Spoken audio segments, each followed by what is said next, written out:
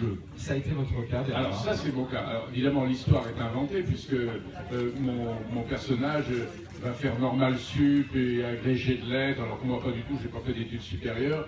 Mais alors ça c'est la partie autobiographique, c'est-à-dire que pendant la guerre, j'étais dans un petit village du Beaujolais, exactement comme ce serait ici, et je vivais avec ma mère, mon père était prisonnier de guerre, et on n'avait pas de livres.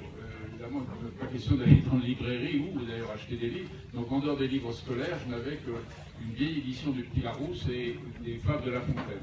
Et rentrant de l'école, très souvent, j'aimais beaucoup feuilleter le Petit Larousse. C'était mon copain. J'aimais bien, sur un carnet à 3 sous, noter les mots que je trouvais amusants, plein d'aventures, un peu mirobolants. Et puis, est-ce que vous avez le souvenir justement comme ça de quelques premiers mots qui avaient frappé le petit garçon que vous étiez, que vous avez noté? Par exemple, le chêne et le roseau, ça je m'en souviens très bien. Quand vous tombez sur le zéphyr et l'aquilon, vous vous demandez bien de quoi il s'agit. Donc vous regardez le Petit Larousse et vous avez la définition du zéphyr et de l'aquilon.